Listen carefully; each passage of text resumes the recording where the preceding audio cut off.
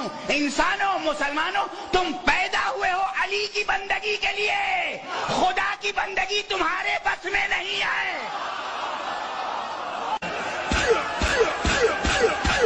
और वैसे भी कुरान कह रहा है कि कयामत के दिन हर बंदा अपने खुदा के साथ जहन्नुम में जाएगा। যে দেখেন একটি বিষয় নিয়ে আমাদের সমাজে বিশেষভাবে যুব সমাজ যুব সমাজের মধ্যে দেখেন বুঝুন ভাইজান যে ইসলাম কোনো খেলতামাশা না, যে বললে ওটাই ঠিক না, যে বললে সেটাই ঠিক এটা না। ইসলাম সেটা ঠিক যেটা আল্লাহ রাব্বুল ইজ্জত নাজিল করেছেন, যেটা নবী মুহাম্মদ সাল্লাল্লাহু আলাইহি ওয়াসাল্লাম ছেড়ে গেছেন, যেটা সাহাবায়ে কেরাম রাদিয়াল্লাহু তাআলা আনহুম বুঝেছেন। সাহাবায়ে কেরামদের মধ্যে কে?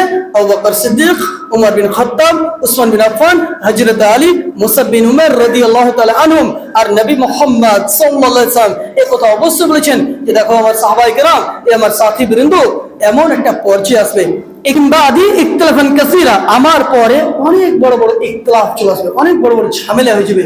তখন তোমরা কি করবে? ফা আলাইকুম বিসুন্নতি ওয়া সুন্নতি খুলাফায়ে রাশিদিন। তখন তোমরা কি করবে?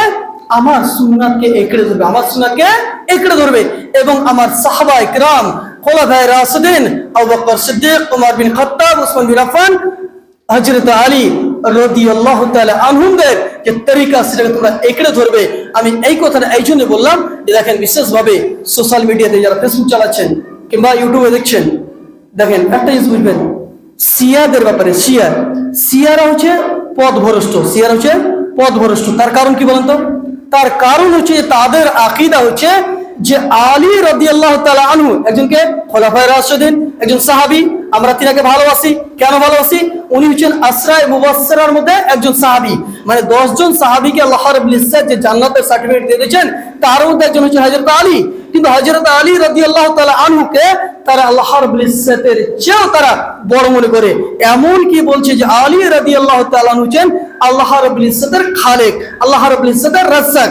যেহেতু আমার বলে দেখেন যে শিয়াদের কোনো কথাকে আপনারা কোনো মুহূর্তেই আপনি অ্যাকসেপ্ট করে নেবেন না। যদি কোনো বিষয়ে আপনার মনে শঙ্কা জাগে, কোনো আপনার ডাউট জাগে, ওলামায়ে কেরাম রয়েছেন, আলেমে দ্বীন রয়েছেন, তাদের কাছে প্রত্যাবর্তিত হবে, তাদেরকে বোঝার চেষ্টা করবেন। কিন্তু সোশ্যাল মিডিয়াতে যেটা পেলেন সেটাই আপনি ফাটফাট করে আপনি কিছু শেয়ার করছেন না। আমাকে আপনাকে ইসলামকে সঠিকভাবে বুঝতে হবে। সর্বশেষ আল্লাহর কাছে দোয়া করি আল্লাহ আমাদের সকলকেই ইসলামকে বুঝার এবং তার প্রতি আমল করার তৌফিক দান করেন। আমিন।